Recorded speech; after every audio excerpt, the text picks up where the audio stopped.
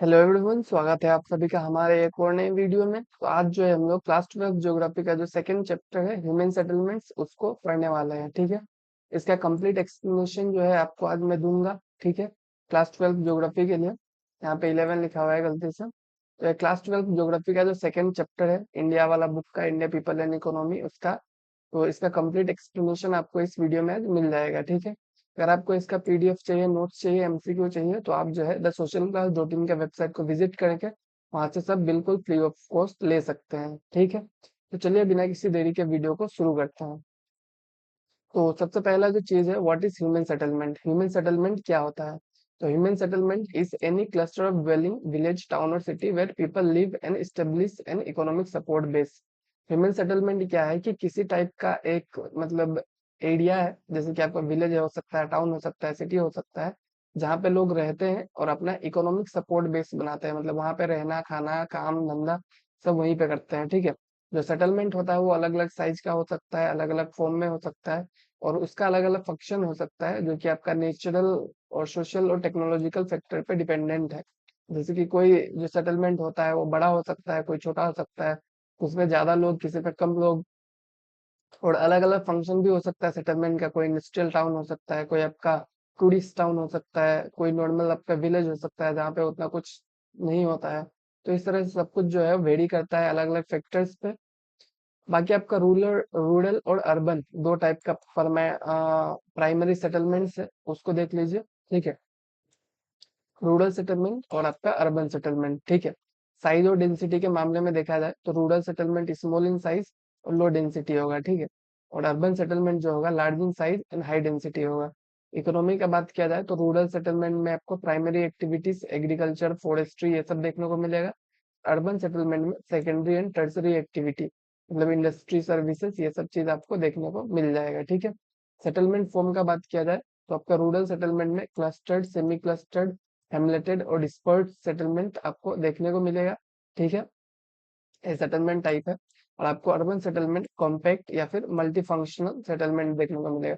Compact मतलब बहुत ही ज्यादा क्लोजली बिल्ट, और मल्टी फंक्शनल मतलब कि ऐसा सेटलमेंट जिसमें अलग अलग टाइप का जो फंक्शंस, अलग अलग काम किया जाता हो। ठीक है, और इसका जो डेफिनेशन है वो आपको बहुत ही जल्द नीचे मैं बता दूंगा। ठीक है, सोशल स्ट्रक्चर का बात किया जाए तो जो रूरल सेटलमेंट होता है उसमें क्लोज नीट कम्युनिटी होता है, इंटीमेट रिलेशंस होता है। मतलब कि जैसे कि अगर आप गांव में रह रहे होंगे तो आपको पता होगा कि कुछ फंक्शन हो, कुछ प्रोग्राम्स हो, तो हम लोग सब लोग एक साथ मिल के नॉर्मली चीजों को करते हैं। एक मतलब अच्छा कम्युनिटी होता है। ठीक है, जहाँ पे हम लोग अच्छे से मिल बैठ के बातचीत भी कर लेते हैं। लेकिन वही अगर अर्बन सेटलमेंट का बात किया जाए तो कॉम्प्लेक्स होता है चीजें, फॉर्मल रिलेशन होता है, लोगों के पास इतना टाइम नहीं होता है, ऐसे ही मिलने के लिए मिलने जाते हैं, तो उतना कुछ खास रिलेशनशिप उन लोग का नहीं होता है। और रूरल सेटलमेंट का फंक्शन देखा जाए तो सब्सिस्टेंस एंड लोकल नीड्स, मतलब लोकल नीड्स के लिए जो रूरल सेटलमेंट होता है वो सफिशियंट होता है। ठीक है, कि लोकल नीड्स को फुलफिल कर सके और रहने खाना का जुगाड़ कर सके। और जो अर्बन सेटलमेंट होता है उसमें इकोनॉमिक ग्रोथ होता है, और आपका जो सर्विसेज का प्रोविजन होता है। ठीक है, अलग अलग सर्विसेज प्रोवाइड किया जाता है, इकोनॉमिक ग्रोथ पे फोकस किया जाता है। ये सब चीज जो है अर्बन सेटलमेंट में देखने को मिलता है, वही रूरल सेटलमेंट में ये सब हम लोग नहीं देख सकते हैं। तो ये आपका मेजर डिफरेंस था रूरल और अर्बन सेटलमेंट का।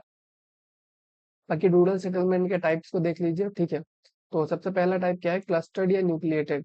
तो क्लस्टर्ड सेटलमेंट जो होता है, house group compactly with defined streets. मतलब जो हाउस होता है ना, घर जो होता है वो बहुत ही ज्यादा कॉम्पैक्टली, क्लोजली, मतलब आपका ग्रुप में रहता है। ठीक है, और उसके आसपास स्ट्रीट्स वगैरह रहता है। तो इसका रीजन क्या है? ठीक है, ये हम लोग को पहले देख लेते हैं कि कहाँ पे देखने को मिलता है। ये आपका जरूरी है कि जैसे कि आपका टाइप्स ऑफ रूरल सेटलमेंट है वो कहाँ कहाँ आपको देखने को मिलेगा, इस चीज पे आप ध्यान दीजिएगा। ठीक है, तो क्लस्टर्ड सेटलमेंट हमें कहाँ देखने को मिलता है? Alluvial plains, north eastern India, ये सब में हम लोग को क्लस्टर्ड सेटलमेंट देखने को मिलता है। और इसका रीजन क्या है क्लस्टर्ड सेटलमेंट का? वो है आपका डिफेंस पर्पस की वजह से। ठीक है, वाटर स्केर्सिटी, अगर कहीं पे पानी कम है तो जिधर पानी मिलेगा, तालाब वगैरह मिलेगा, उधर मतलब इस तरह से बहुत सारे लोग एक साथ रहेंगे। बाकी आपका सोशल फैक्टर्स वगैरह है, जैसे कि कुछ एक कम्युनिटी का लोग हो गया, तो उस तरह के लोग मतलब एक साथ ही रहते हैं। तो इस तरह से मतलब सोशल फैक्टर भी जो है क्लस्टरिंग को प्रमोट करता है। उसके बाद जो नेक्स्ट टाइप ऑफ सेटलमेंट है सेमी क्लस्टर्ड या फिर फ्रेगमेंटेड। ठीक है, इसमें क्या होता है, section of village separated into fragments, मतलब छोटे छोटे पार्ट्स में विलेजेस डिवाइड होता है। ठीक है, इसका मतलब मेन रीजन जो है ज्यादातर हम लोग को जो देखने को मिलता है सोशल हायरार्की, ठीक है। जैसे कि जो डोमिनेंट कास्ट ग्रुप हो गया वो बीच में रहेंगे विलेज का, और बाकी जो नॉर्मल, जो जिसको हम लोग इंफीरियर ग्रुप्स कहेंगे, वो लोग जो है आपके पेरिफेरियल एरिया में, मतलब किनार किनार के विलेजेस में उनको डाल दिया जाएगा, साइड में डाल दिया जाएगा, और डोमिनेंट लोग जो है बीच में रहेंगे। तो इस तरह से मतलब चीजों को देखा जाता है, रूरल एरियाज में ऐसा भी होता है, ठीक है। ये आपको कहाँ पे देखने को मिलता है? गुजरात प्लेन्स और राजस्थान के कुछ पार्ट में इस टाइप का सेमी क्लस्टर या फिर फ्रेगमेंटेड सेटलमेंट हम लोग को देखने को मिलता है, ठीक है। हेमलेटेड सेटलमेंट का बात किया जाए तो विलेज जो है स्प्लिट इनटू सेवरल हेमलेट्स, मतलब छोटे छोटे पार्ट्स में डिवाइडेड होता है, जिसको पन्ना, पहाड़ी, पाड़ा, धानी, ये सब नामों से जाना जाता है, ठीक है। मतलब एक ही विलेज अलग अलग पार्ट में डिवाइडेड होता है, ठीक है। ये किस चीज का है? Result of social ethnic segmentation, मतलब कि सोशल सेगमेंटेशन जो है, ठीक है, इसी टाइप से मतलब सोसाइटी में जो डिवीजन है, उसी की वजह से इस टाइप का सेटलमेंट भी हम लोग को देखने को मिलता है, ठीक है। ये आपको कहाँ पे कॉमनली देखने को मिलेगा? मिडिल गंगा और लोअर गंगा प्लेन्स जो है, उधर आपको ये हेमलेटेड सेटलमेंट जो है जनरली देखने को मिलता है, ठीक है। डिस्पर्स्ड या आइसोलेटेड सेटलमेंट का बात किया जाए तो वो आपको कहाँ पे मिलेगा? तो ये स्केटर्ड इंडिविजुअल ड्वेलिंग्स, ठीक है।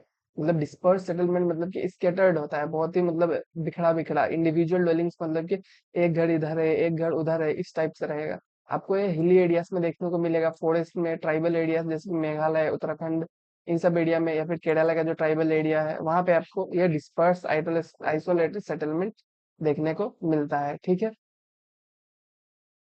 और उसके बाद जो नेक्स्ट है आपका वो क्या है? Urban settlement and census definition.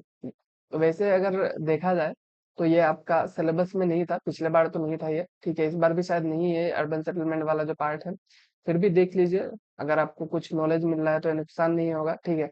Urban settlement जो होता है उसका फीचर क्या है? म्युनिसिपैलिटी होता है, कॉर्पोरेशन होता है, cantonment board, notified town area, ये सब जो है अर्बन सेटलमेंट के फीचर्स है। इसमें या तो 5,000 या तो 5,000 से ज्यादा अगर पॉपुलेशन है तो उस एरिया को हम लोग अर्बन एरिया में कंसिडर कर सकते हैं।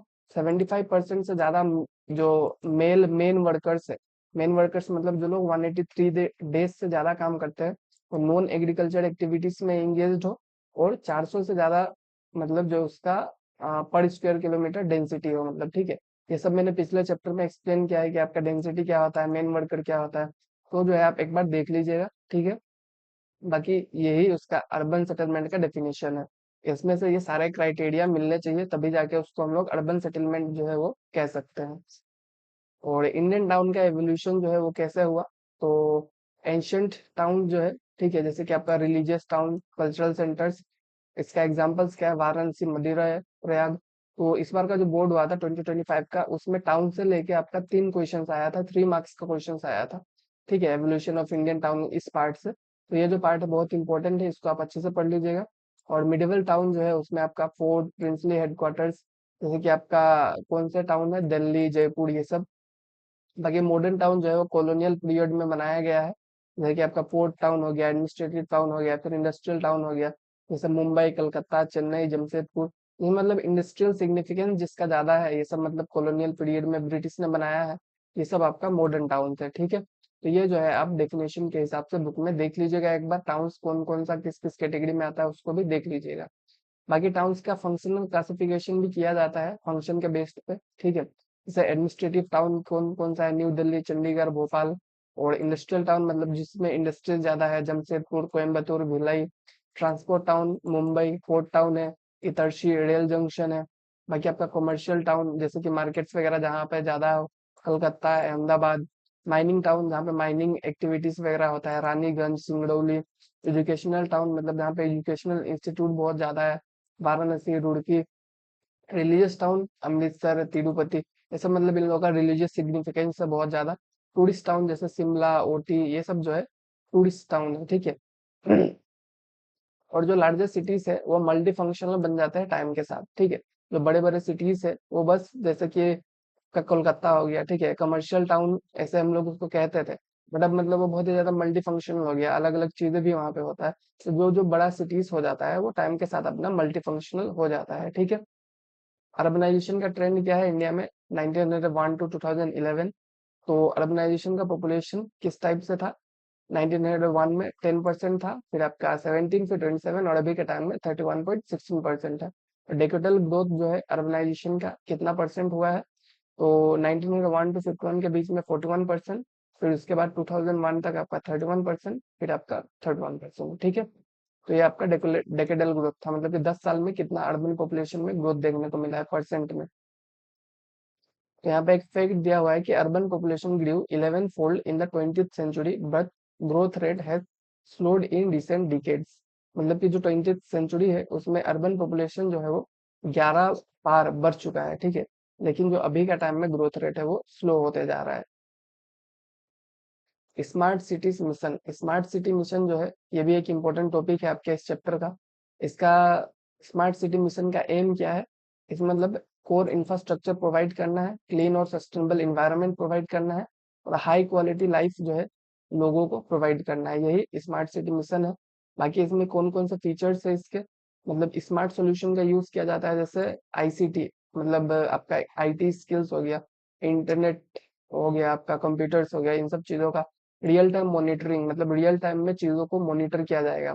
उसके बाद एफिशिएंट सर्विसेज के लिए, ये सब क्यों, आईसीटी और रियल टाइम मॉनिटरिंग किस चीज के लिए यूज किया जाएगा, क्या एफिशिएंट सर्विस प्रोवाइड किया जा रहा है कि नहीं उस चीज को चेक करने के लिए, ठीक है।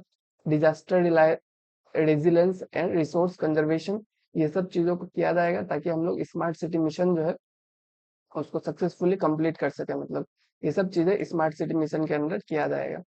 इसका अप्रोच क्या है, retrofit greenfield and pan city models to create replicable development, ठीक है। बहुत सारे मतलब डेवलपमेंटल प्रोजेक्ट्स को लाया जाएगा, डेवलपमेंट को क्रिएट करने के लिए स्मार्ट सिटी मिशन का यूज किया जाएगा, ठीक है। और कुछ की टर्म्स है, डेफिनेशन है, उसको देख लीजिए आप। हेमलेट क्या होता है, वेरी स्मॉल रूरल सेटलमेंट, छोटे से रूरल सेटलमेंट को हम लोग हेमलेट कहेंगे। क्लस्टर्ड विलेज मतलब कि compact group of houses. Urban agglomeration मतलब कि सिटी, उसके साथ आपका जो सबअर्बन एरिया है, मतलब कि मिनी टाउन्स वगैरह है, और साथ में आउटग्रोथ, मतलब उसके बगल में जो नॉर्मल छोटे छोटे घर वगैरह होंगे, आउटग्रोथ जो होगा सिटी के बगल में रहता है, तो उस सब चीजों को जब मिला देंगे तो उसको हम लोग अर्बन एग्लोमरेशन कहेंगे, ठीक है। और नॉन एग्रीकल्चर वर्कर कौन होता है, जो आपका सेकेंडरी या टर्सरी सेक्टर में काम करता है। जो प्राइमरी सेक्टर में काम करता है वो एग्रीकल्चर वर्कर होगा, ठीक है। स्मार्ट सिटी क्या है, city using technology for efficiency, मतलब ऐसे सिटी जो कि टेक्नोलॉजी का यूज करके एफिशिएंस हो रहा है, एफिशिएंसी अपना इंक्रीज कर रहा है, उसी को हम लोग स्मार्ट सिटी कहेंगे, ठीक है। एग्जामिनेशन टिप्स देखेंगे तो मतलब आप जो है डेफिनेशंस वगैरह देख लीजिएगा, रूरल सेटलमेंट का टाइप जो है उसको देख लीजिएगा, टाउन का एवोल्यूशन कैसे हुआ उस चीज को देख लीजिएगा, और फंक्शनल टाउन कौन कौन सा टाउन का क्या क्या फंक्शन है उसको देख लीजिएगा। और अर्बनाइजेशन डाटा जो है उसको आप थोड़ा सा हो सके तो याद कर लीजिएगा, 1991 टू 2011 का जो है। बाकी जो आपका स्मार्ट सिटी मिशन है उस चीज को भी आप देख लीजिएगा, ठीक है। और आज के वीडियो में इतना ही, बाकी जो है आप अगर पीडीएफ चाहिए, एमसीक्यू चाहिए, तो आप इस वेबसाइट को विजिट कर लीजिए। टेलीग्राम का लिंक आपको डिस्क्रिप्शन में मिल जाएगा, वहां पे भी आपको नोट्स जो है मिल जाएगा। Thank you all.